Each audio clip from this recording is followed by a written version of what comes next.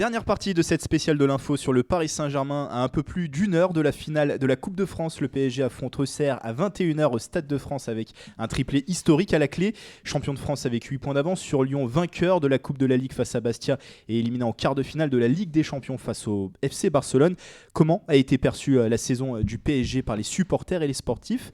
On voit ça tout de suite avec vous, Nicolas Krajlovic. Et oui, et avec Antoine, on s'est rendu au dernier match au Parc des Princes contre Reims et on a demandé l'avis aux supporters pour ce dernier match contre Reims, mais aussi à des people. Ah, c'était magnifique, c'était trop beau.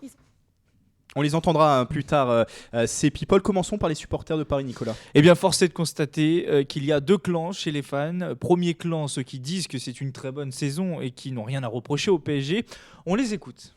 C'était magnifique, c'était trop beau, ils sont trop forts et c'est les meilleurs. Non, c'est bien, surtout Thiago Silva. C'était une très bonne saison, même si en Ligue des Champions on a été éliminé contre Barcelone. On a fait de très beaux matchs contre Chelsea et je pense qu'on est fiers d'eux cette année. Un quadruplé c'est déjà pas mal et on espère la Ligue des Champions quand même. Non, magnifique. Saison. On a eu beaucoup de blessés. Meilleur joueur de foot. On a eu beaucoup de blessés. Ils n'ont pas joué au complet toute la saison ensemble, si tu vois ce que je veux dire, mais ça va. Ils ont assuré en général, il n'y a rien à dire. Plutôt bonne saison au final. Donc déjà 3 titres, on attend le 4e.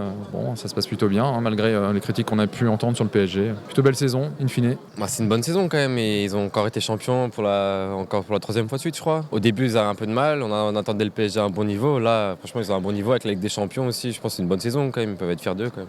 Des supporters donc globalement heureux et satisfaits de la saison de leur équipe. Il y a les supporters un peu plus critiques. Alors ce ne sont pas des critiques très féroces, mais tout de même, la Ligue des Champions et l'élimination contre le Barça ont du mal à passer parfois. Écoutez.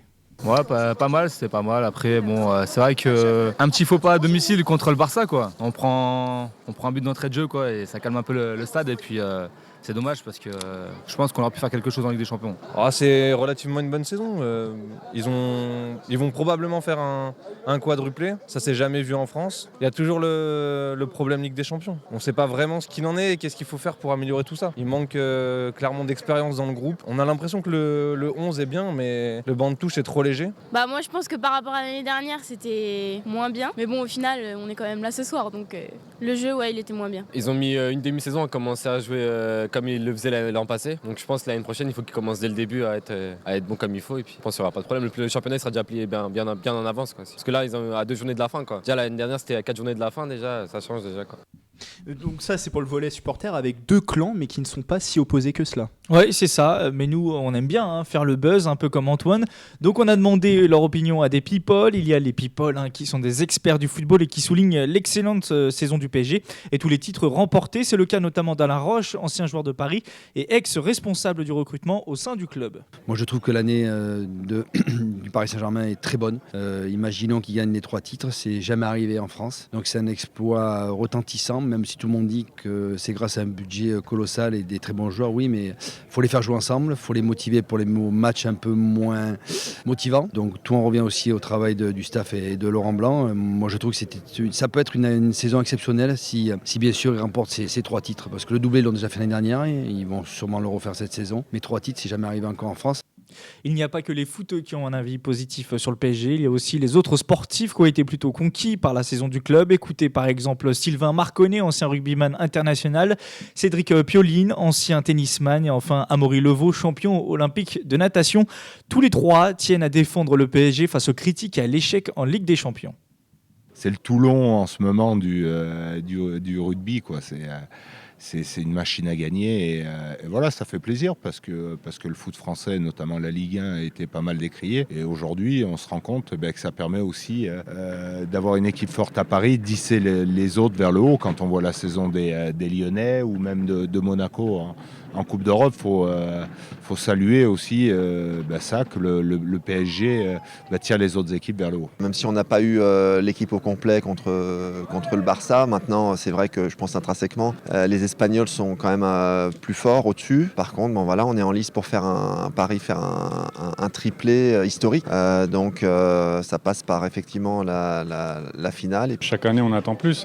Donc évidemment dès que le PSG joue au même niveau que l'année passée, on a l'impression que c'est nul parce que depuis qu'on a le PSG, chaque année c'est un peu plus fort. Et l'année dernière c'est vrai que ça a été un peu l'année de tous les records et cette année il y en a eu moins, mais ils ne peuvent pas être forts tout le temps.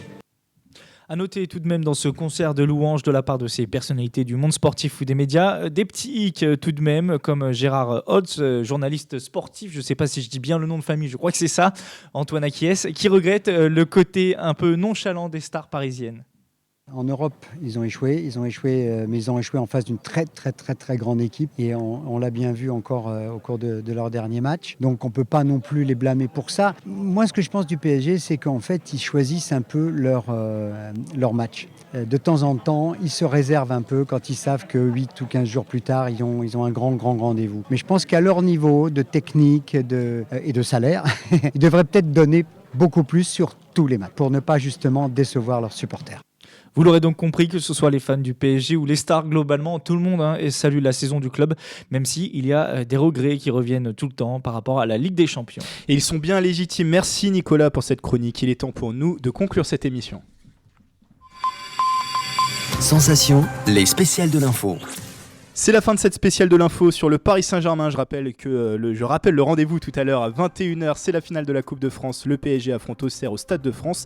Merci à nos invités Nicolas Rousseau, maire adjoint aux équipements sportifs à Saint-Germain-en-Laye, et Jacques Jacquet, vice-président et délégué général de l'association PSG, la section amateur du club. Merci également à Stéphane Bitton, rédacteur en chef de Foot 1-2-3, ancien rédacteur en chef de l'équipe.fr. Merci au restaurant Caso dehors, la Forestière de Saint-Germain-en-Laye qui nous a accueillis pour cette émission.